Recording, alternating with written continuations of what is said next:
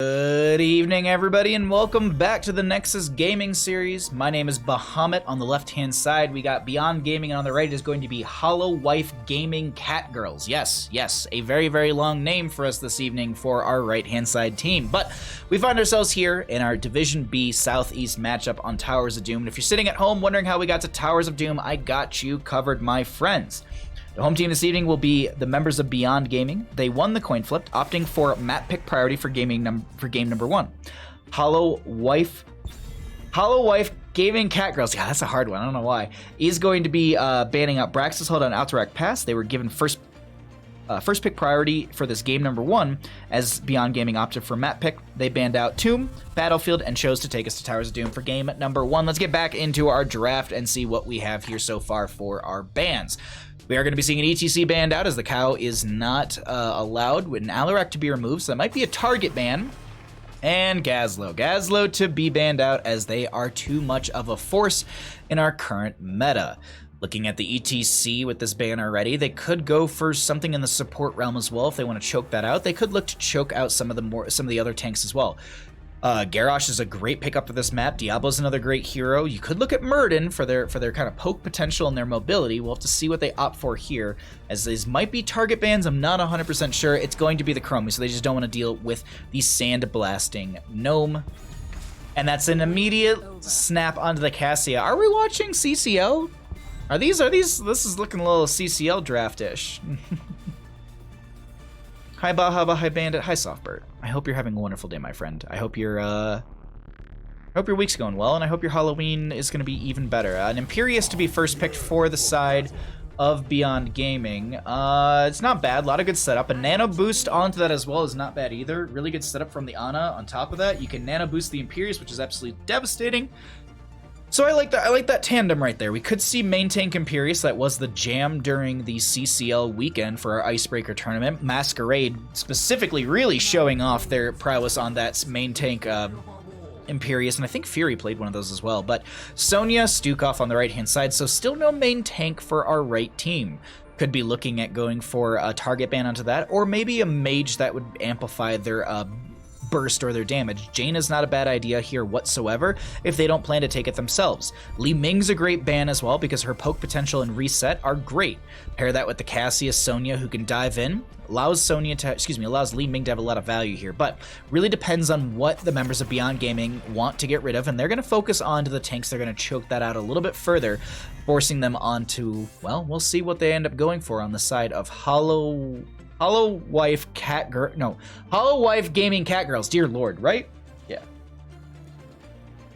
I don't know why that one's so difficult. My brain just doesn't want to put everything together. But this last ban on the right-hand side, they're not really showing tank. They're not really showing bruiser. This Imperious is kind of in the middle, so they're going to go for the damage, and they're going to ban out the Li Ming. I like that a lot. That makes sense. Plus, also, banning out the Li Ming with the Ana. That's just such a strong synergy you're getting rid of. So we'll see what we go for here. There might be still that priority onto going for some sort of nano-boosted mage, so we could be looking at like a Jaina still, Kael'thas, Kel'Thuzad, Gul'dan, all of those are still up and available. Orphea, another great hero as well. Excuse me, sorry. But let's see here, as we get into our next two picks. So it will be Malthael for the solo into the Sonya, and then Hanzo for more poke potential. So still not showing...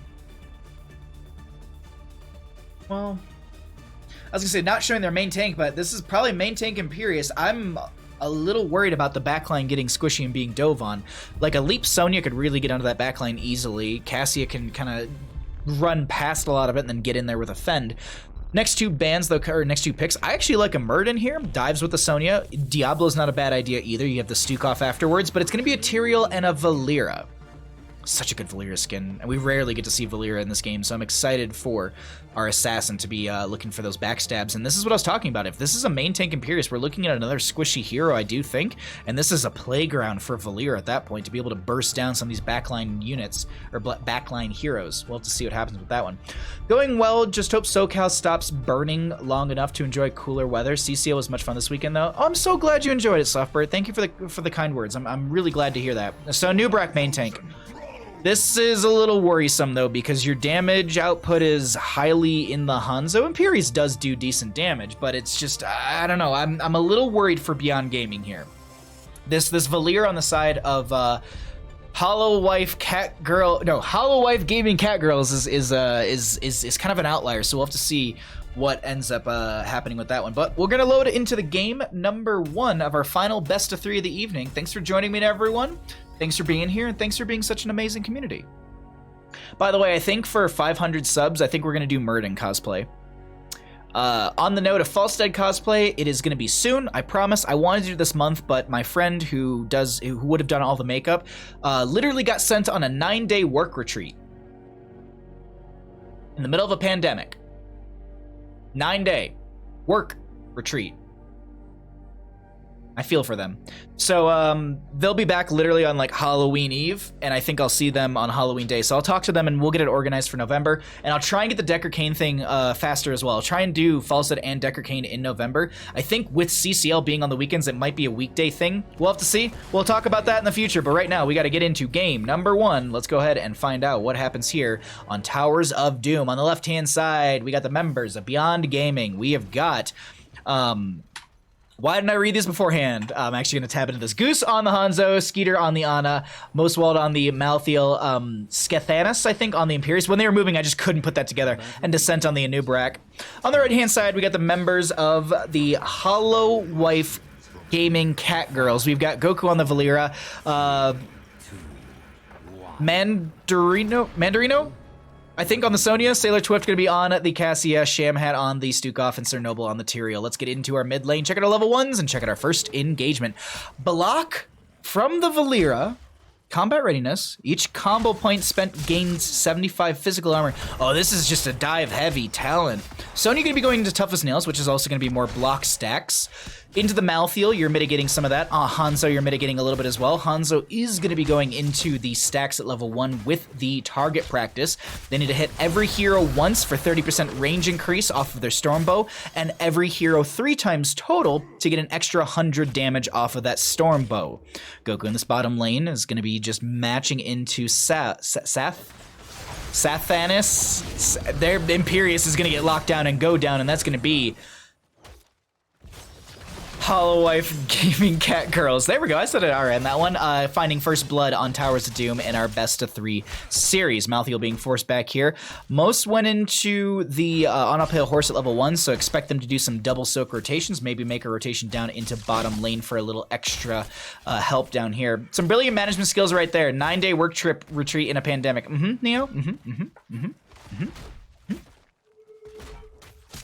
I'm pretty sure Decker will occur naturally over the next 40 years. Yeah, well, absolutely. I hope so too, but I want to give you all what you want. And I know you all want like a Decker Kane Storm League only stream, because that's, I think, what we'd end up just doing right there. We just cosplay Decker Kane and go into Storm League and hope that we can play it every single game.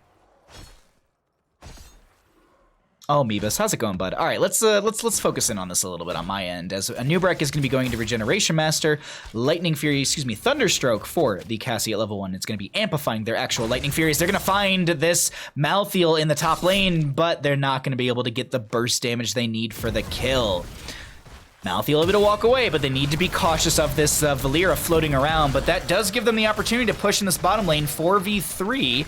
Doesn't seem like they're going to be able to make a play happen just yet, as that's an Imperious Celestial Charge. Valeera coming down here as well. They're looking to pressure onto this enemy team, but the front line's a little too thick, and the healing from Skeeter's a little too good. So this will be them backing off, and the Sapper Camp still pushing in. They did grab their own on the right-hand side, actually a little bit earlier, and that was already cleared out. So this will just be them clearing this back and forth, and our first objective phase will be spawning here in the next 28 seconds. This first one of the game is always the standard. It is always going to be these 2 locations at the top, and then it swaps between this bottom location or this, what I like to call this mid location. So that's kind of the only outlier, I guess, random fact from the first objective phase in Towers of Doom. After that, I believe it completely randomizes.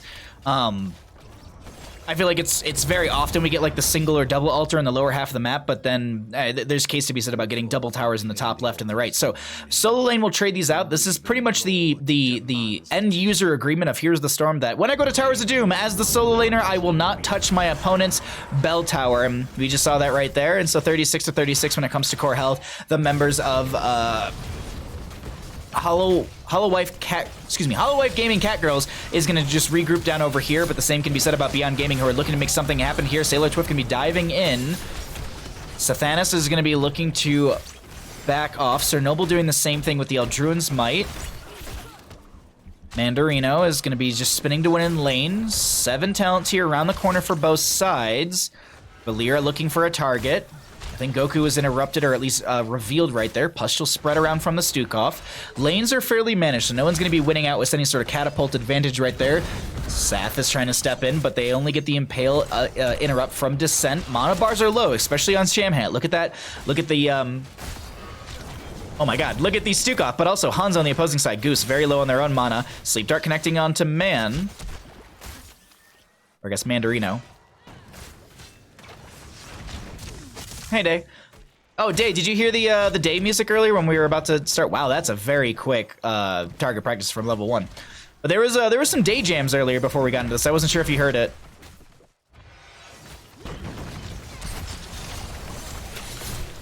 Sham is gonna go for the channel, but there's actually a burrow charge interrupt. Descent's able to get that out of there. I can't believe they lived right there. Descent should have died 2 times over as the Celestial Charge might be coming through. Shamhat gonna stop the channel. They find the kill into the Imperius now. Mandarino looking for the channel, gonna get the Storm Bolt into the face from Sailor Twifter Goku, and they end up getting that last little bit, and they'll end up dealing 8 shots into the enemy core, only taking 4 themselves. Baja has no problem juggling 20 forms of Randy Newman, but gets thrown off by a bunch of Catgirls. Shameful. Oh, I mean, that's the truth. Hey, Trenwreck, good to see you, bud. I saw you in the CCL chat as well. Thanks for watching the tournament. I saw a lot of you in the CCL chat, but then I closed it. I have it open at points, and then I usually just close it when I'm casting. But like when we go on breaks, I usually read chat for a little bit. That's usually when I actually respond to people. Or I usually say something in it, but good to see all of you. I don't know why. I think it's just like the orientation of like the name itself. Like my brain wants to say like Holowife Gaming Catgirl, or no, Holowife Catgirl Gaming. Like I want to put gaming at the end, I think, and it's just throwing me off for some reason. But we'll get it by the end of maybe this game, maybe the 3rd one. We'll see. Anyways, we're on Towers of Doom still. This is gonna be 8 up on both sides. Let's go ahead and cycle through the numbers, get an idea of what those look like, because we haven't had a chance to look at them yet. In game number 1 on Towers of Doom, Goku gonna be going to Hearth out right there, as this is gonna be the dive from Sailor Twiff onto Goose, finding more than half their health bar in that one. We do have Maz in this top lane. Mandarino going to be clearing that back, or excuse me, rotating out, as they did clear this up and they don't want to step into the front gate area that long, as Sir Noble gets the Eldruin's Might out. They need, though, to clear out the Sapper camp that is being forced in through the bottom wave. Descent coming up here. Sailor Twiff coming in. Tries the Lightning Fury. Doesn't connect. Does manage to get it onto the actual camp itself. There's a lot of chain CC. Medallion used. Sham is going to try and make it, and they managed to do so. I can't believe that Sham lived right there. The Gladiator's Medallion value coming in for them. Double Alter Face coming in, and this is going to be 10s up on both sides in just a second. Who will take this overall? Malthael still double soaking. Sir Noble takes that advantage, going for the channel here. Goose has a poke. Now they tried to body block it with the Sonya, not able to get it. Valera in the bottom of the map on the minimap, trying to get the channel. I think they're going to get that uncontested. It's actually uncontested completely. Yep, they get out before the burrow charge connects. They will be chain CC'd a little bit, but no, actually they don't fire out that second Impale, or the Impale, not second Impale, but they don't fire out the Impale, so it's just interesting right there. Mandarino getting caught in the bush from the Sonic Arrow from Hanzo. That's a Valkyrie pulling in the Malthaels. There's a lurking arm underneath them. They actually have the leap from Sonya into the backline, and all I gotta say right there is that Malthael would have lived if you didn't chain CC them with the leap. So the members of Holowife Gaming Catgirls are going to be able to find a single kill in this and a double alter phase overall. 8 shots will go into the enemy core, and they'll go up 36 to 24 in this. We have them still pushing up bottom lane. Sonya moving into the top, and Valera doing quite a good job. I didn't look at this when we were going through the stats, and I want to look at it now. Siege damage, quite high for that Malthael. Sonya roughly 10,000 behind. Hanzo with roughly 16,000 heroic, and this Cassie with 19,000 themselves. Valera, 13,000, actually 14 as they're going to spike that up really quickly. Hanzo tries to use agility to get over the wall. That is going to be a burrow charge from Anubrak to slow things down. Massive shove onto the Imperius, and this is a lot of buttons used. No one going down, but a great defense coming out from Descent to save Goose right there. All I'm saying is, you know, if you take leap, you can make plays like that happen. That's gonna be another Valkyrie coming out, unfortunately not connecting. Sonya just setting up in the bush a little bit. I thought they were at half health for some reason. There's a pustule onto them. I wonder if they're gonna go for an invade onto a camp. No, that's not the case. Oh, wait, hold on. Goku coming over here. That's going to be the Valir going on. There's a leap from the Sonya, and they find the Hanzo. Now we have a Nubrak coming into the backline trying to stop this invade from happening, but it's way too late. They've already lost their Hanzo. They've lost their main source of damage, and this camp should go over to the side of the Holowife Gaming Catgirls as they try and re-engage. This is going to be the Anubrak Burrow Charge in. This is going to be also the Imperious with their Angelic Armament, but it should expire by the time the Massive Shove actually pushed them away. Sanctification coming out from the Tyraels. They turn things around onto the Malthael, and they go back over for the Camp Imperious. As I said, loses the value from the Angelic Armament because the Massive Shove was too far away, and it was set to expire. Really good play coming out from Shamhat on the Imperious on the Stukov as single altar phase is coming out right now. Are they going for the greedy play? Are they going for the bell tower conversion before going for this? It seems like it, as no one's on the point. Tyrael going for the channel right now. Yeah, okay. I think this is a little bit too delayed out because you are giving opportunity for them to maybe get a poke onto you, but they don't end up stepping in for it, and that'll be 4 more shots and level 13 just about coming in favor for the members of our red team, and they are looking at Skeeter. They actually leap in with the Sonya once again. Valir to find the kill. They get the kill into the Anubrak as well. Double kill for the side of Holowife Gaming Catgirls.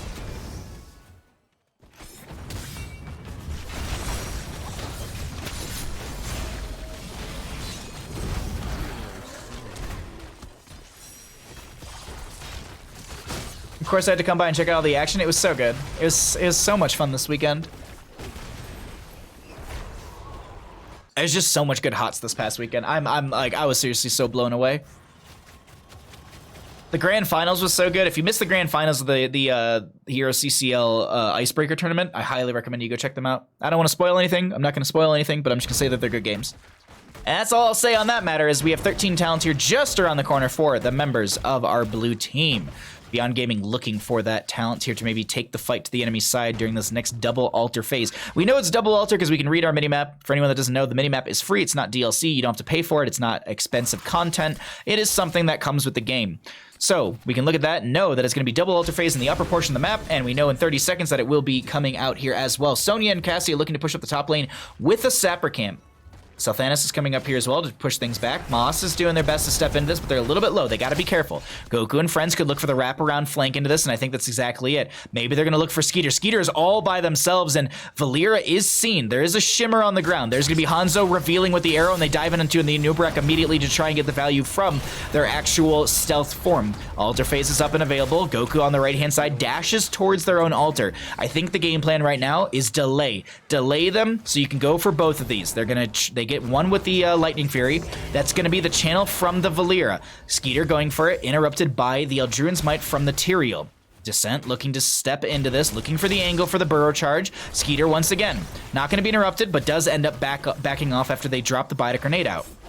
Celestial Charge onto one. They're going to step in. There's going to be the Angelic Armament as well. Sailor Twitch is going to be coming out. Here's the Lurking Arm will be underneath them. They fire that back into them. There's going to be Hanzo ripping an arrow, but Malthael goes down the left-hand side. It's a 1-for-1 trade so far as Mandario finds the kill into the Ana, but then the Stukov goes down. This is now Valira and Sonya, and Tyrael is trying to play into this. The Sanctification comes down. They find the Anubrak.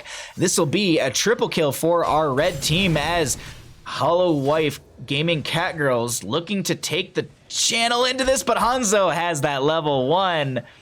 Sir Noble needs to body block right now. Goku, oh my god, the Celestial Charge over the wall into Goku, and they get revealed, and the tower almost takes them. Luckily, they had some of those armor stacks from their level 1 combat readiness that block some of that auto attack damage. Sir Noble playing that risky, but getting the kill right there, staggering out the Hanzo death. That's a big win for the side of Holowife Gaming Catgirls. Dear Lord. Between Icebreaker and the huge Korean tournament, Heroes, I have opened it's a lot of HOTS this weekend. Oh yeah. Yeah, there was that Chili Mountain event this weekend. I forgot about that. I wonder how that was. I honestly don't know. I didn't have time to check it out whatsoever. I still have to do stats for CCL. That's going to be the Nubrak Burrow charging in. They don't get the counter channel onto this. That's going to be a Valkyrie coming in. That actually doesn't pull Skeeter in. Hanzo rips an arrow, and they're turning this around. Is there a Sanctification? Not available. Not for the next 23 seconds. Sir Noble does go down. They're going to try and turn things around. On to Descent, looking for the big explosion, but they get a little bit of shielding right there. Sailor Twift looking for any sort of counter kill, but doesn't find it. Meanwhile, they're chasing in onto the Valera, and they find a triple kill into the side, or excuse me, from the side of Beyond Gaming. The unfortunate factor is a lot of these death timers will be lower than the next objective spawn phase, which is going to be triple. Realistically, the best thing to do, actually no, okay, so this is going to be Valera just now getting back up in the same timing as the objective phase. We'll see how they play this on the side of Holowife Gaming. Catgirls, Beyond Gaming, though, setting themselves up to turn things around here on Towers of Doom as they found a couple kills, pushing the momentum back in their favor. But will Beyond Gaming be able to take this small lead and make a big advantage out of it? We'll see what happens here. 2 dead still. Celestial charge onto 2. Hanzo gets some damage out right there. There's going to be Malthael trying to dot up, but Cassia looking for the flank. Anubrak already on the channel in the bottom lane. I think they're going to eat 8 shots and try and at least get 4 themselves. Valera back, Stukov back. This is Ana channeling on the left. There's going to be an interrupt from Hanzo as well as the Imperius. They're stepping into this even further as they're going to take their 4 damage from the bottom and the 4 damage from the left. Anubrak actually was interrupted. Anubrak still interrupted. Hold on. I was trying to do the math. There's the last rights. But Sanctification is going to mitigate that completely. Hanzo Arrow's mitigated as well. As they're going to try and turn things around onto the Imperius, who's going to pop the Angelic Armament. There's going to be a web rep onto 1. A Shamhat needs to back off. There's an anti-boost on to Maz, who's just trying to get in here and mark everyone up. Goku trying to find a kill into the backline. As Anubrak finds a massive embed onto them with the Burrow charges. So many members are so low, they're going to find the Sonya and the Stukov once again. Valera is going to try and work their way out. A Burrow charge from Anubrak will find them right there, and they stall things out, but they're still going to eat 8 damage. Tyrael going to back off now as they don't want to stagger out of death, and they're going to eat the 8 shots. So in total, they're going to take 8, dealing 4 themselves. But this is the point of the game where they have to breathe. They have to go slow, because this is the point of the game where teams begin to start to give points over too quickly. Boss is going to be the call right now, and they just have to give this over. Manage your lanes. Get in position for maybe a Sapper Camp steal once you see that boss being triggered. Yeah, this is going to be a bit of a rough spot right now for the side of our red team, because they don't have a ton of vision on the enemy team. Once this goes off, I wonder if they look to go for this camp right here. I'm curious. Let's actually jump over to the opposing side vision. They see the Cassia Tyrael in bottom lane. They themselves, I'm just going to swap back and forth between these because I'm curious to see what they're going to do. So they're just pushing up 1 wave and that's it. They disengage. Okay. I was wondering if they're going to stay a little too long because that'd be a nice talking point for us. But they get the wave pushed in, and this is even a good talking point too. A little bit of the damage. I'd say you're getting a solid quarter off of the fort right there. Easily enough to say, but 18's up on both sides. With a couple kills they've gotten, they've evened things out. That's the Eldruin's might. Do they actually go for it? They don't. They just threaten it. They did have the Holy Ground, which would allow them to be able to steal that camp, but they did have Sanctification too, so they could have mitigated it, but was it worth burning all of that just to try and steal the camp? Not worth it, so they're not going to go for it. Just checking to see the Sanctification. That's going to be Sanctification coming out. Oh no! It's a 100-second cooldown. I was expecting them to pop it right there, but now they're in this web rep. Do they pop the Sanctification? Are they even able to pop the Sanctification in time? No. Now, Tyrael did get 10% off their death timers. That's why they're a little bit closer to Valera right now.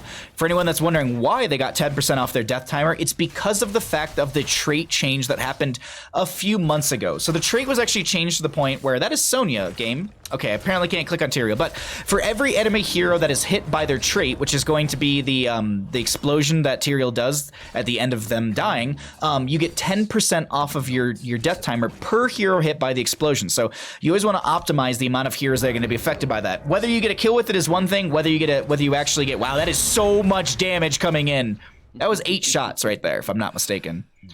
Wow, things are turning around. I keep thinking Sailor Twift is like Sailor Scout.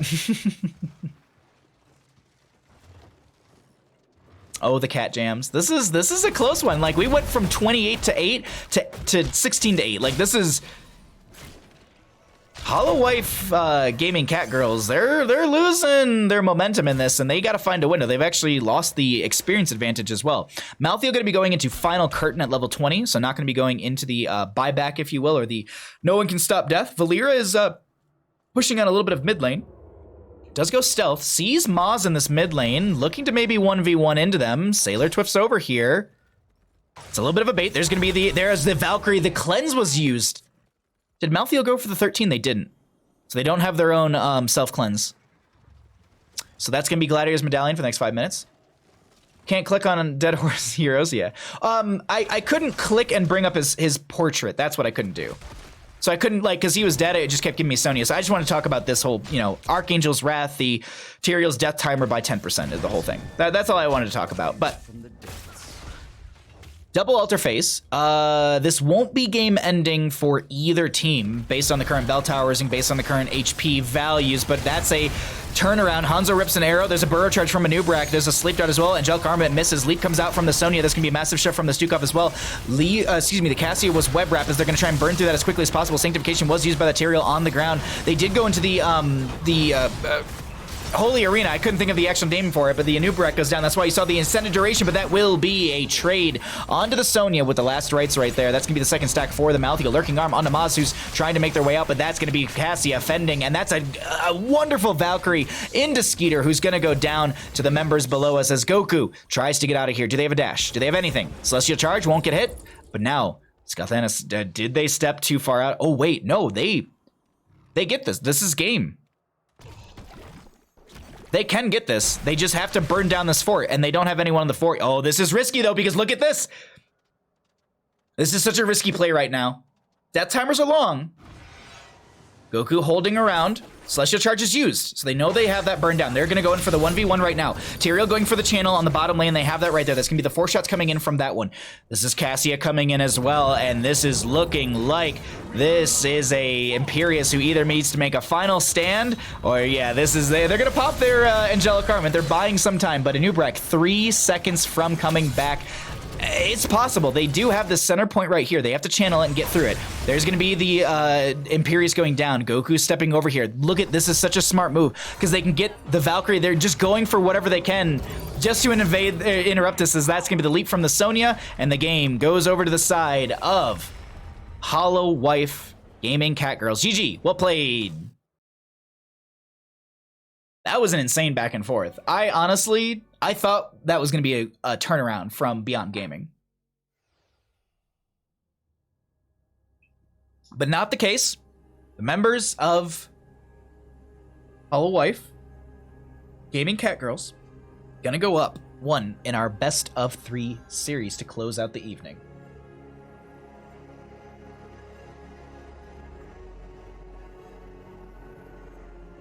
Okay. All right, we'll just wait for lobby until then. Leap Sonya 1-0, exactly. There you go, chat. Take Leap Sonya. All right, I need to run to the bathroom actually really bad. I just realized, so I'll be right back really quickly. I'm going to leave it on talents for a little bit for you all.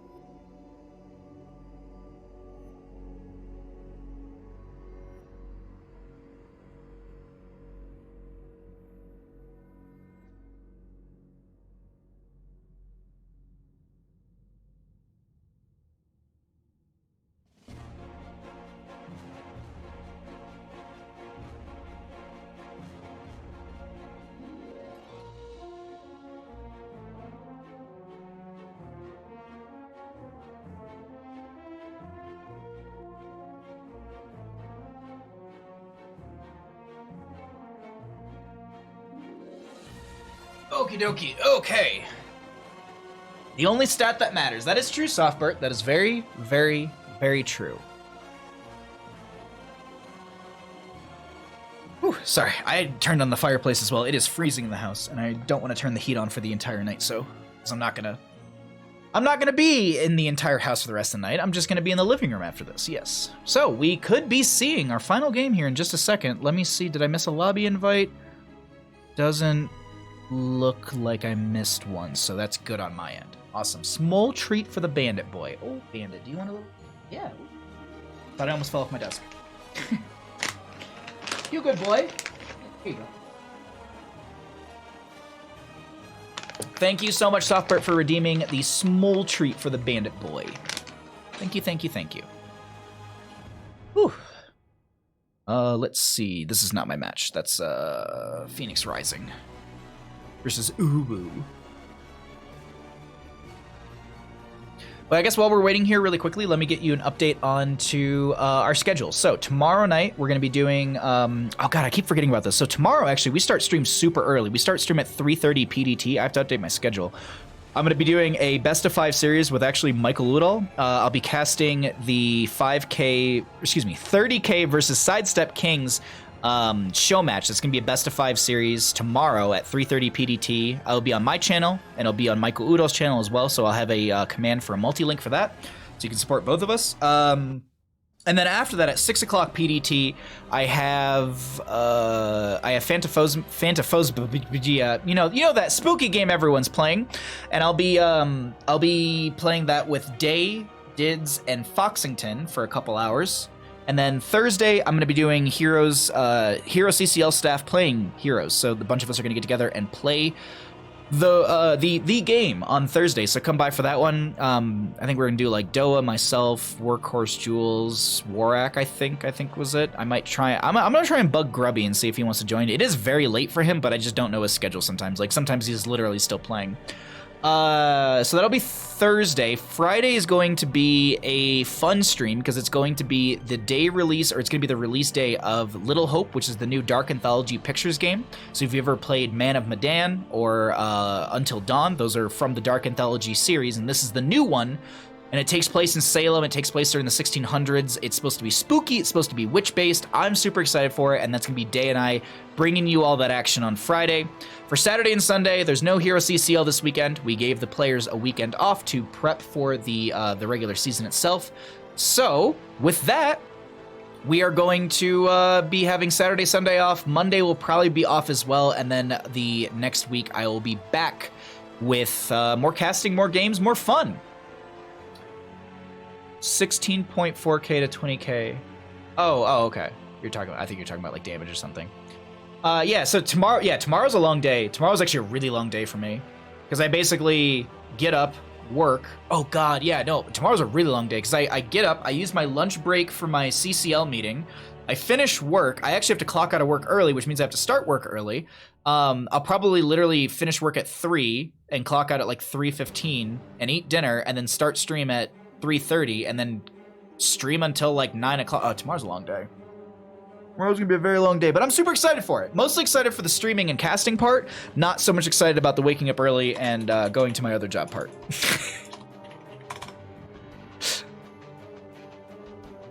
So we got a lot of good content. We got a lot of good content. So I hope you all check out all that tomorrow. It'll be a good day. It'll be a good day of games. I might end up taking a break in between casting and playing with Day, Foxington, and Dids. We'll see. It really just depends on timing. I might just one-shot it and just rip it and just do a long-ass stream, but we'll see. We shall see. We're just waiting for one of the teams to let us know they're ready, and then we're going to get going into what could be our final game of the evening here. I actually forgot to update some stuff, so let me do that really quickly. So I'm assuming this is going to be... Yes. Okay, so there's that, and then I need to that. Cool and cool. All right, we're ready to go. I think the teams are going to get this going as well. So let's get into it. Oop. Welcome back, everybody, to the Nexus Gaming series. My name is Bahamut. On the left-hand side, we have Beyond Gaming, and on the right is going to be Holowife Gaming Catgirls. This is a Division B Southeast matchup, and we could be seeing our right-hand side team take this in a 2-0 fashion, or do we see Beyond Gaming take us to a game number 3 and keep the series alive? We go to Cursed Hollow here, but if you're sitting at home wondering how we got to Cursed Hollow, I got you covered. The home team this evening is going to be the members of Beyond Gaming. They won the coin flip, opting for map pick priority for game number 1, banning out Towers of Doom and Battlefield of Eternity. Holowife Gaming Catgirls opted to ban out Braxis Holdout and Alterac Pass, And since they had first pick in the last game, the map choice went over to Beyond Gaming, and Beyond Gaming chose to take us to Towers of Doom. Since they lost that map, the losing team, Beyond Gaming, chose first pick priority, meaning that Holowife Gaming Catgirls is going to choose to take us to Cursed Hollow for our game number 2. Let's get back into it and see what we have for our bans. Abathur and Alarak to be banned out right now. Great heroes in themselves, maybe even stronger for some of these players, because the way that some of these messages are going, it has me feeling that these players might have an Alarak, not one trick, but strong Alarak player. Sorry, I'm fiddling with this mic filter really quickly. There we go. I think my voice is maybe a little less clear. This should be a little bit more hot and clear. I don't know. Words are hard right now. Cassia banned out on the right-hand side, Chromie on the left. That leaves Gazlo open and available, so they're going to grab that for the side of Beyond Gaming. Is it enough in itself to threaten just some sort of Gazlo counter, some sort of just like dive into the Gazlo, or do they just play their game on the side of Holowife Gaming Catgirls? That's kind of the outlier for me, is just like, what does the Gazlo pull, if anything, out of a draft? They're going to go for the Sonya once again, so probably a Leap Sonya. Win for me. Ana will be grabbed as well, so this will be Shamhat was the Stukov in the last game, and I believe Skeeter was the Ana in the last game. So we'll see if they role swap, or not role swap, if they hero swap, or what they're actually going to go for right now. But Gazlo grab, you're going to need to be able to protect that Gazlo fairly well, so I wonder if they go into like an ETC, good displacement, good crowd control, good just zone control. They're going to go for a Tassadar, Force Wall still more control, and they're going to go for a Garrosh. I still like this because you still have the toss, you have a Force Wall, you have a lot of tools to displace and move people around. As we get into our next ban phase, they're gonna need something solo lane, and they're gonna need something in the healer department. So banning out a Dahaka is not a bad idea if you plan, and they have their own Sonya, so they don't probably plan to take a Dahaka as well. So banning out that wouldn't be bad at all. It's strong, or they could look to limit the healer pool. They could ban out Stukov, which is great in this synergistic composition. There's a lot of avenues to go, but they're actually going to respect the last game's Hanzo, and I would as well. That Hanzo had a lot of turn ability in the sense that Hanzo turned the game around. There was, as I said, it was 8 to 28 in core health in the favor of Holowife Gaming Catgirls. There we go. We did it right the first time. And Hanzo literally, I think, turned a lot of those fights around that latter half of the game. So banning that out, respect. I get it. Bandwise to the right-hand side. Wow, I was going to joke about it, but I was like, there's no way they're going to do it. This is a good map for it. I'm surprised that it gets the ban that it gets, but hey. It was strong in the last game. Like, I think it's just like we don't want to play against it. Goku, pick something else, and let's see what you're able to bring out on that one. So we'll see what they go for here. Cassia banned out as well. Falstead's up and available. They seem to main tank as well. Need some extra damage. I mean, with the Ana, you maybe lean into something mage based here, so like a Jaina for a nano boost. Lunar to be grabbed for some autos, and there's a Mei as well. They don't know what healer they're going into, so it's not crazy like, oh my god, they grabbed a Lunar. Lunar also does provide a lot of good vision with the Sentinel Wisp. If you go into that level 1, even the base Wisp itself is very, very strong. But into this Mei, they don't have anything to counteract the Cryo Freeze value. Actually, you know what? They could go into Body Check, and they could Body Check the Cryo Freeze. It's a good way to mitigate some of the healing coming out from that one. Actually, I think you'd mitigate it completely, if I'm not mistaken. Lucio going to be coming in, so they're going to go for Walk the Garrosh, and they're gonna play this aggressive. They're going to play this very aggressive into the side of Holowife Gaming Catgirls. Can they have anything to... I mean, they have a lot to slow this down. They got Spear from Sonya, they got Ana Sleep Dart, they've got Blizzard and Icing from Mei, they got Blinds from Mei as well with the Snowball into the Gray main. What's this last pick, though? I personally think they need a Mage. I think they need more Burst. I'm heavy invested into a Jaina right now. What's the unique pick coming out for Holowife Gaming Catgirls? I feel like it's going to be unique. Okay, Falstad, I like this. More auto attack damage, does give you some spell damage, gives you the Gust for the Garrosh, but keep in mind Gladiator's Medallion, Warlord's Challenge, not Warlord's Challenge, Indomitable. There's a lot of good tools right there. I don't think we get a high five Lucio in any way, shape, or form. This should be Sound Barrier for the amount of dive damage burst that's coming out from the enemy team. Also, the damage over time mitigation from the Sound Barrier into Lunar might help out a little bit. We'll have to see what happens with that one, but a wonderful draft coming out for our game number 2 here on Cursed Hollow between the members of Beyond Gaming versus Holowife Gaming Catgirls. Thank you all so much for joining me for these best of 3s, and I hope you all enjoy the Constitution? Dear Lord. Content that you're all seeing right now. If you enjoy it and you haven't followed already, please go ahead and do so. You can know when we go live, all that good stuff. If you'd like to support the channel in any way, other shape, or form, it's not mandatory. It is very, very appreciated. And for anyone that would like to know, I don't use any sort of Twitch monetary stuff for personal value. I invest it back into the stream. I buy stuff for Bandit. So there you go. Just know this. You're giving good.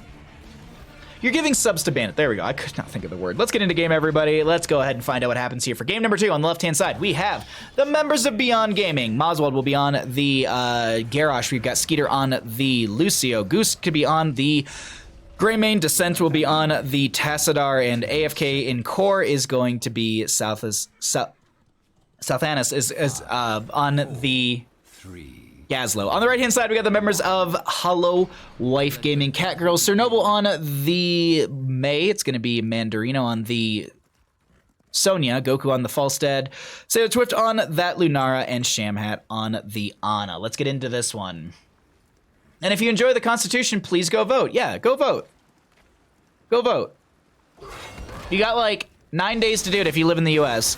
And if you're like me, who has already voted a long time ago, you're probably sick of how much go vote shit that's in front of your face right now, because you're like, my dude, I've done it, stop. Nice CCL comments, thanks. Oh, thank you. Glad you enjoyed the CCL. It's big.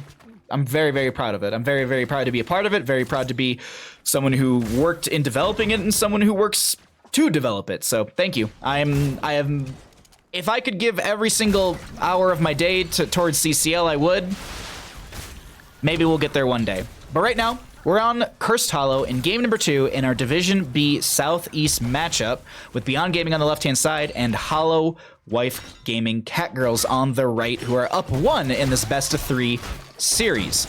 Sonya versus Gazlo top lane. Now, this is the one thing I was curious about, is how oppressive can Sonya be into Gazlo? And it seems like she can really mitigate his turret value and clear the waves out. So they're actually going to split their Sonya out of there for now, and Goku's going to split off to this camp. Goku did go into the Wingman at level 1, so they're going to be building out those stacks on the that level 1. And it's 5% per bribe. So if you bribe 1 unit, so if you bribe 1 Siege Giant, you get 5%. If you bribe both, you get 10%. So there you go. You understand how that concept works. I want to make a note, though, is that during CCL, someone went false. I can't remember off the top of my head. It was a Cursed Hollow game. Let me see, actually. Do I have it written down anywhere on my notebook, like right next to me? Cursed Hollow game. Cursed Hollow game. Is there a Cursed Hollow game that I wrote down? I don't think so. Towers of Doom. I should be paying attention. Anyways, there was a Cursed Hollow game where the Falstead player had 75% Lightning Rod bonus damage by the end of the game. 75. 75. Y'all want to caster math that one for me? That's a lot of stacks. That's a lot of minions you've killed. Because you basically need 20 minions to get 1 stack of bribe. It's just wild. Anyways, all right. Goku and friends clearing out the waves, and we are going to be having the announcement for our first objective, and it will be in the top portion of the map. I wonder, do they play the Falstead and the Global Factor, leaving them more towards the bottom? No. Cernoble's going to be hearthing out of that one, and they're just going to reposition to the top.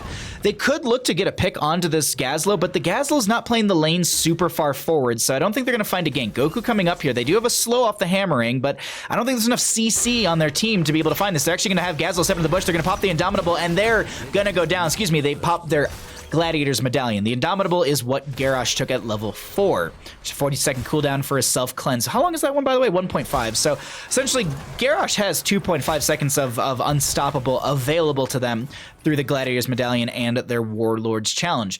Mandarino going to be coming into this mid lane to clear things out, as we have the Tassadar in bottom lane to manage that and keep the experience flowing for the friendly team. Falstead in top lane is at 38 stacks currently. Excuse me, 38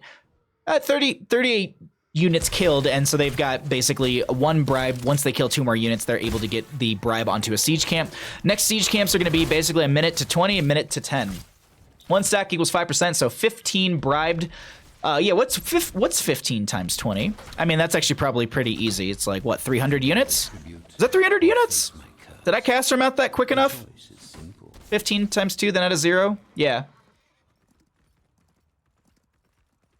Jesus. it's honestly like it was wild. It was wild. Like I told that to Grubby and Doe, and they were just like, oh, okay, wow. And I was like, that's so insane. Like, do you guys really like? I don't know. They seemed a lot less impressed than I was on it. That's going to be a force wall of keeping Sir Noble back. They're going to pop their cryo freeze. Shamhat gets some healing out as well. There's a toss from Garrosh. Ma's getting very low. Pops the Indomitable, but where are you going? Garrosh, they go down is where they're going. Goose is going to try and find some backline value into Goku, but it might be the other way around as they're going to have to roll to disengage. Gaza leaving some turrets behind them as they're walking out of there. Force wall comes out. They also have that electric fence. That's why you're seeing kind of that electrified value around that force wall. Goose, so very low, needs to be cautious. But I think it might be a bait overall, and that will be first objective over to the side of Holowife Gaming Catgirls, and we are going to be seeing Beyond Gaming turtling up a little bit here, but not too far behind. Let's go ahead and cycle through some of the other numbers, get an idea of what those look like, because we haven't had a chance to look at them. 300, thank you, Trainwreck, thank you. Thank you for confirming that I can do math. Yes! I was actually, like, I said it, and I was like, oh, this is going to bite me in the ass. I know I'm going to be wrong, but no. All right, cool. I can do basic multiplication.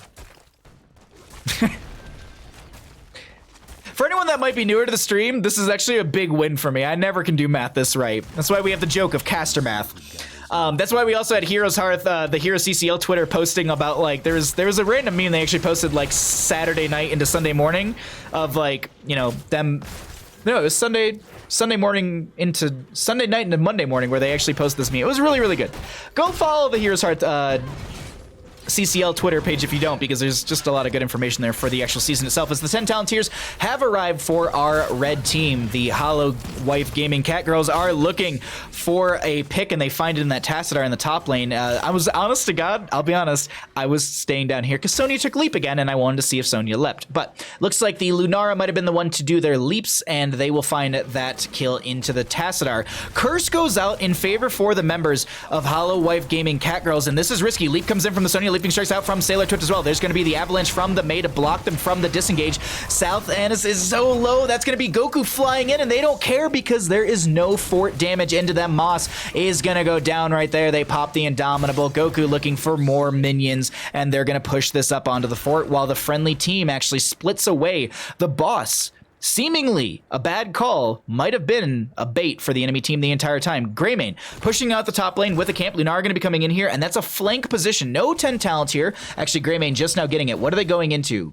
Go for the throw or Curse Bullet. Curse Bullet here is not as valuable. It's only it's going to kind of even things out, but the Lunara damage is so much stronger, and the 1v1 outplay mechanic without go for the throat is in Lunara's favor. If Greymane went for go for the throat right there, that was his fight. But also to note, they did mitigate, or they did reduce Lunara's health by half with the Curse Bullets. There is an argument in that itself right there. As the wave gets pushed in, Lunara going to opt for the well right now just to make sure they get rid of that lane sustain, and they're going to tap that with another spear and back off. They need to be cautious here. They don't see the enemy team on the map. They can actually, excuse me, no, they see 4 in this bottom lane. I'm sorry, where did this boy just go? They saw 4 in bottom, or 3 in bottom, so they knew that they could have at least pressured that top lane a little bit further. Same to be said in the mid lane as they're approaching the 13 talent tier on the side of Holowife Gaming Catgirls. We have our Sonya finishing out the camp, and they're going to go ahead and look for a boss right now. With that, seems like the enemy team's going to try and take a boss themselves without a 13 talent here, and they're going to avoid the team fight. The question I have is how quick is the burn? We have Nature's Calling from level 1, so that's essentially increased damage to non-heroic units. The entire team is rotating for this quick. What's the vision look like? Let's actually swap to the vision. Do they get seen here? Lunar will be scouted out through the rotation. They need to burn down this boss, and they're going to be able to do so quick enough. May not able to get there in time. They had to have burned that down a little bit quicker, and they had to leave earlier as well, but it was such a split, advantageous call. They're going to clear out this boss in bottom. Should really get maybe a little bit of the front gate. This top lane boss with only Falstad, with Falstad amplifying the pressure will find the fort. And so now Falstad finding a few more stacks. What are we looking at right now for your bonus lightning rod damage? 70%. They're gonna get the flight right out of there. Some autos come out from Lucio. He'll land and take that damage, but no big deal. Lunara gonna manage the bottom lane, so it gets a little bit more than I expected. It will be that front gate off of the fort down there, but our next objective is gonna be the top left of the map, and this will be a new objective phase. It's gonna be randomized across the map, and we will see if the members of Holowife Gaming Catgirls can find 3 more, or if the members of Beyond Gaming will start to breathe some life into this Cursed Hollow game with a 13 talent tier pickup, and does that turn things around for them? Do they hit a power spike, and are they able to find better team fights here? Because right now, every team fight has gone over to the opposing side, 0-7 in our kills. A solid 2-level lead has formed with this, and Skeeter maybe getting caught out right now. There's gonna be a toss on to Goku. The Indomitable is used. There's actually, excuse me, the medallion was used onto the false side. I keep wanting to say Indomitable because of the Garrosh, but they pop their medallion, they gust them away, they get a medallion and a heroic out the Falstad, and now this is when they gotta keep the pressure up. They have to keep making these little plays, forcing them back, but they don't want to give it over easy. Gust was used, not long as cooldown. Blizzard on the point, zones back the Gazlo for now as Moss just gets absolutely shredded right there. They're gonna live for a little bit longer than expected as Mei goes down. Moss is trying to live through the healing of Lucio, leap away from the Sonya, and that's the 13 talent tier turnaround for the members of Beyond Gaming. Moss should have died 3 times over, but the healing from Skeeter, too much. And they're gonna live through that one, finding 2 kills and finding some curse point in their favor, but bottom lane needs to be managed. They're actually going to opt for the top lane. Falstad flying into mid. I think we noted they had 70 stacks before, so they're looking at... Oh, no, so they must have bribed recently, right? Yeah, they're at 20%, so they must have bribed... Oh, they probably bribed this camp at some point and then flew up for the objective or rotated up for the objective. Greymane to clear this out as Lunara does get picked off in the top lane. Descent with some 10 health right there is able to back off, and while they do hit 16s first, that 2-level lead is starting to look more like a 1-level lead. And... this is the turnaround, but Goose may be caught out right here. Gust is up and available. Falstad actually barrel rolls past them, and this is actually gonna leap from the Sonya. Will actually catch the toe of Greymane. Curse Bolt comes out, and they get the kill. That's a big one for the members of our red team, but Lucio on the point already. They're gonna go for keep. They're going to say, you know what, we got assassin for assassin, essentially. Ice Wall connects on to the Tassadar, but do they want this? Do they want that, or do they realistically just want the keep? On a, excuse me, Mei is actually going to take a lot of damage. They pop their Cryo Freeze right there. Gust from Falstad is up and available. Do they throw it back? They do right there. The disengage comes out. Lucio gets the channel and the Hearth. Lunara managing the top lane. And this is feeling very, very reminiscent of our last game. Seems like there's a small little spike right around that 13 to 16 talent tier area for the members of Beyond Gaming, and they're finding these little kill windows. Now, only 3 so far, and they did get a counter in the most recent engagement in that 8th kill right there, but is it enough? Maz is coming in for the flank right now, looking for a toss, but it's going to be onto a minion, unfortunately. Warlord's Challenge, Indomitable Sound Barrier, and that's the Sound Barrier I was talking about during draft that was necessary to save them from the sustained damage from Lunara. And we have another objective up and available. This is Curse Potential for the side of Beyond Gaming. Does Holowife Gaming Catgirls come in for the invade onto the camp? There's a force wall with electric fence. They're looking for the point, but they don't step onto it. No tank to be in place, and leap from Sonya was up and available. Icing from the Mei zones them back. There's going to be a Gazlo Explodium charge, but everyone walks away with their health. Best bet would probably be to check the NGS website. Oh, wait. How do I join a division team? Oh, yeah. The website. Definitely check the website. Join their Discord. Look at the website. Ooh, now's probably one of your best times to look to join a team, because the combine shouldn't be too far off. Like, usually they do the Nexus Gaming Series combine like right after the season ends for scouting potential. So it's one of my favorite nights. It's like 5 hours straight of just here's the storm action. We just do like best of 2s. Greymane dives out and doesn't find Sailor Twift, and they actually get the counter kill into Garrosh. Nano boost onto Goku. Leap from Sonya onto 3, sets them up for a big hammering from Falstad. But can they turn this around with Falstad with the black hole, the toilet bowl, pushing them back? This is going to be the counter kill from the Greymane. Goose gets knocked into the bush. Blizzard connects onto them. Greymane locked into the corner as they get a laser from Gazlo. A 1 for 3 overall. Sathanis, oh my god, is looking for this channel. Tassadar trying to zone back with the shock ray as well. Lunar coming into this. Falstad moving into mid to clear things out. Actually, no, just to tap well. So Curse, not over to our blue side. Boss is up and available. 5 seconds on Garrosh. It's a little advantageous, in my opinion, to go for Boss. So they'll back off. They'll push the wave out. Falstad, what are you looking at for stacking? You could bribe 1 unit. They're going to go for their own Boss. It's a safer play. It's across the entire map. It is going to be forced into this keep front gate and top lane. But they could look to go for the double Boss play. What's the Falstad flight cooldown on? It's actually off cooldown. Lunara Wisp. Oh, they're not scouting out Boss, which is interesting. They want to scout out their own, which I think they're mostly afraid of, because the Sonya's not available. This is such a long rotation from the Wisp, but yeah. So here, this Boss, no, they wouldn't make the rotation. That's getting way too chunked. So I think they just want to push up the wave. Falstad should have 1 bribe through this wave right here. Well, they've got 1 bribe right now. Then. Oh, there you go. So they'll be up to what, 25%? Let's double check that. 35%, excuse me, so I missed 10% right there. Sonya going to finish out a camp on the right-hand side. This is Boss through bottom lane, but that's only threatening a fort, and we're threatening a keep. They actually got the front gate already pushed down. 20 talent here, half a level away. Is this an overstep? Goku is very far out right now. There's a Force Wall from Tassadar, Shock Ray as well.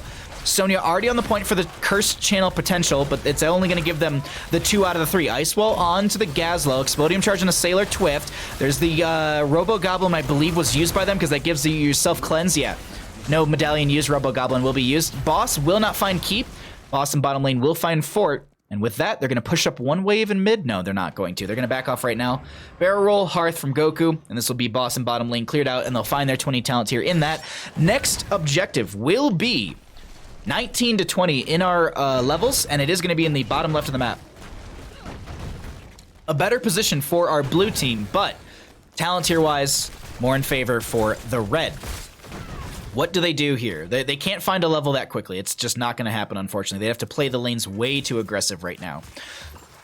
So it's turtle up and set up around this objective. I like that they already have the Wisp over here. So this is what I want to show. This is base Wisp vision, and this is the expanded Wisp vision. Yes. The edge of this circle right here is that's the expanded Wisp vision from level 1 right there. Obviously, we have way more over here because there's players over there, but it's just something to note, right? Like, they can see into this bush, there's a lot to see from that. So just a little thing, like, just to note for all of you, if you ever wonder why it's such a prioritized level 1 and why people talk about it, that's, me personally, I think this is an insanely strong talent for level 1, but they're going to give over the curse. Gazlo and Greymane trying to force this top lane. But can the same be said about bottom? And that's exactly it. They are going to be going straight for bottom lane. This is going to be Goku. Oh, wow. That's going to be the wind tunnel into the corner. They have this Greymane locked in, but do they have enough damage? They do!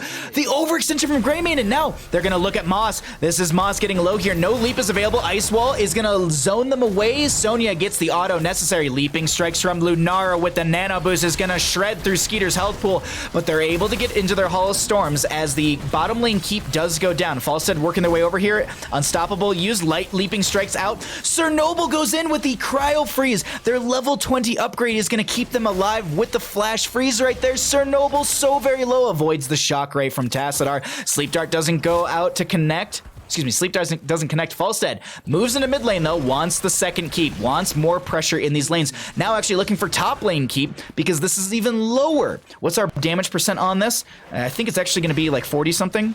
35 still, so they haven't bribed anything. Lunara goes down to mid lane finally to the poke from Tassadar. They're gonna lose double keep overall. And that is going to be objective over, but does Goku have the double bribe? This is risky. There's wind tunnel. Okay, never mind. I was worried that they didn't have wind tunnel, and I was like, then you have nothing right there. But no, they end up they had it off of just off of cooldown, I do believe. So more pressure into top lane. That's going to be 45% for the Falstad on that bribe. Going to go ahead and fly on down over here. And look for one more bribe at least and just get the minions. So they're going to be at a solid 50% on that bonus lightning rod damage here in game number 2 on Cursed Hollow. Well, they have 2 keeps down, 1 very low in mid, and only losing their fort in top and bottom. What is our boss timers looking like? A minute on both of those. A lot of camps off the map right now. I'm just skimming around on with my cursor just to see. And I think realistically it's clearing waves and maybe setting up for a gank in a rotation. I'm not sure. Jaytanic, thank you for the follow. Glad you're enjoying the content that you're seeing, my friend. Moss in the bush. They're setting up for what I was thinking they were going to do on the opposing side. But no, they're going to step this in through mid lane, I think. They just want to go for the keep. They want to go for consistent catapult pressure in all 3 lanes. And Goku, out of all the people on the team, has a lot of the mobility, so they're just going to push up this wave, throw another hammering out. Mei was zoning in the bush right there, and they also have the Sentinel Wisp, which would see this team coming in and absolutely... I mean, like, look at this. This is the vision right now. They're seeing all of this. And then Garrosh, yeah. The little red dot over their head signifies to them, the players, that they're in vision of something that's providing vision. So they knew that there was a wisp around. It's just big to the vision of where it is, and they saw that it was in a bush. And obviously, also, for anyone that doesn't know, there is a mechanic with this that it has to be in a bush to get that increased vision. It has to be in a bush for 5 seconds before it actually gets the vision radius increase. That's vision radius, so it's actually technically 400% diameter-wise. If we want to get all fancy with our caster math on that one. I feel like someone in chat was like, Bahama, yeah, I know, that's... whatever. But they're going to look for this boss in bottom. Are they going to be able to sniff this out in time is my question. Wisp is out there, so they know this is coming in. Falstead has Gust up and available. Yeah, they don't even have to use Gust right here. Actually, that's going to be a Gazlo stepping way too far forward. They're going to try and gust them into this corner. It looks like they're actually going to gust the Tassadar away, who does drop the black hole into the backline. Doesn't really seem to affect them too much, as that's going to be the Garrosh going down. Goose is going to get loose as well, and they're going to go down. But Lunara gets bursted by the Tassadar. They lose for Lunara, the only one traded out, and that Falstad flies to core, and they are looking to take the series in a 2-0 fashion in favor for the members of Holowife Gaming Catgirls. A name to remember for sure as they wipe all 5, they go to core, and they are not afraid to end the game. GG, well played. Vision's so good. Oh yeah, Softbird, absolutely.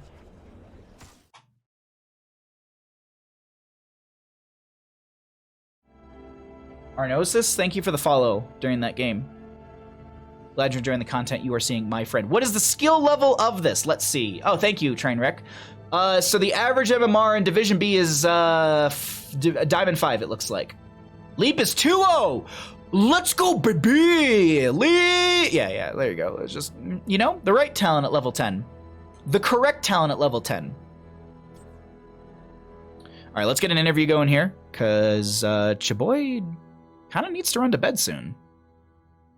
So I think it's Goku's the captain, yeah.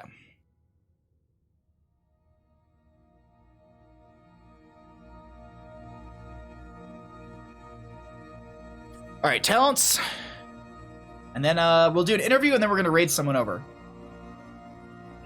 All right, looks like I think we have Goku joining us. So let's swap it on back to Bandit and I. Let's get their team score updated proper. And at this time, we're going to be joined by Goku from Holowife Gaming Catgirls. Congratulations on your 2-0 victory. How you feeling, my friend? We're feeling pretty good about that. Yeah, it was very, very. I'd say it was a relatively tough series from the beginning. I gotta say this: Beyond Gaming, while you did really shut them down consistently, they gave you a little bit of a run, especially on that Towers of Doom game. Oh, 100%. Was it the 13 talent? What was it that kind of gave them that? What was it? Just the nerves of trying to end Towers of Doom when you were like 8-28? Like, can you talk about? I'm just curious, like, what your mental state was and how do you kind of reel it back in, like you did so very well. So we looked at it as we had one issue in every team fight post 10. Okay. That started kind of just shutting us down, and that was Nano Malthael. And honestly, the only thing that really kept us on track was kill Ana or Malthael before the fight even gets a chance to begin, and we can hopefully pull it through. Okay. And it looks like it worked. Kind of, sort of, yeah. Kind of, sort of. I gotta say this though. I gotta shout out your Sonya player, because even chat's agreeing with me. Leap-based Sonya, you know, it might be a team I have to cast a little more often if you're gonna be a leap-based Sonya. Is that the flavor for them? Is it just the situation? I'm just curious as to the talent pickup. I guess I'll probably get yelled at if I go into it, so I'll just say it was something that looked good here. I get yelled at by my team. You have to lie to me. You have to lie to me here and say, no, we always take Leap. It's the best talent at level 10 for Sonya. That's what you have to say. if you do look at us statistically, we have picked Leap practically every game. Okay. So there's, and that's if you've done your scouting. But yeah, that is okay. true. Alrighty. Well, like it was absolutely insane games, and it seemed like they actually found a little bit of like a Achilles heel or something in these games, especially like around 13s. Is it just what would you kind of attribute to you being so kind of level-headed? Is it just the teamwork? Is it just the communication? What is it that kind of, because I feel like there's a lot of teams in those moments would kind of fall apart when the enemy team is starting to build this momentum and they're just like, all right, we go to game 3 and we'll take it in that one. Like, how do you all stay so positive? Because it definitely reflects in at least what I'm seeing. A lot of it is we look at the game here and now. We don't a lot of it, like when it comes to tilt, that's mostly me. Okay. But the team kind of just reels itself together. We kind of get back to what we need to get back to, and focus up, and kind of keeps us all in line. And for most of it, it's probably big shout out to Sailor Twift actually. Okay. Because they for the most part do kind of keep us focused in situations where things go bad. Okay. So nice job, Sailor Twift. Shout out to you. Yeah, it's good to have those anchors. It's really good to have those anchors in those moments, and it definitely shows. So just shout out to good communication. Before I let you run out of here, any shouts that you'd like to give? The floor is all yours, my friend. Yeah. First of all, shout out to my team. We had issues coming into the season, and we found what we needed to find, and we're hoping to end it strong. Shout out to Beyond Gaming. They gave us a great series. It was very fun. For game 1 was kind of screwed with us, or me mostly. But then a shout out to just NGS, and thank you for casting. Oh, my pleasure, and thanks for the games. You have a wonderful night. Congratulations on your 2-0 victory, and I look forward to seeing you all. Sounds good. All right, you have a great night, my friend. You as well. All right, everybody, that is going to be wrapping things up for us this evening. Thank you all so much for hanging out. Thank you for all the subs. Thank you for all the follows. I really do appreciate it. Thank you for the bits as well. So tomorrow night, we are going to be doing more casting starting at 3:30 PDT. So that's 6:30 EDT. And then for Europe time, God, I think it's like 11 p.m. CET. That sounds right when I say it, but I think I'm wrong. No, it's 11 p.m. CET. Yes, I know that is actually correct. So right now, I think we're going to go ahead and raid over Kyle Ferguson, because I think he's still playing Storm League with his Heroes Lounge team, and he's, there's like Cavalier Guest and Kai Berries over there. So go hang out with them. Go show them some support. Spam tacos in Kyle's chat, because it is Tuesday. So Taco Tuesday. Go spam tacos over there. And yeah, so tomorrow, more casting earlier in the day. Phantophosia, the spooky games with Day, Dids, and Foxington at 6 o'clock PDT. Thursday's going to be playing Here's the Storm. Friday will be more spooky games, and I hope you all come by for all of that. Until then, I've been Bahamut, your second best boy, your favorite North American caster. Spam tacos in Kyle's chat. Love you. Good night. Be nice to each other. Wash your hands. Wear your mask.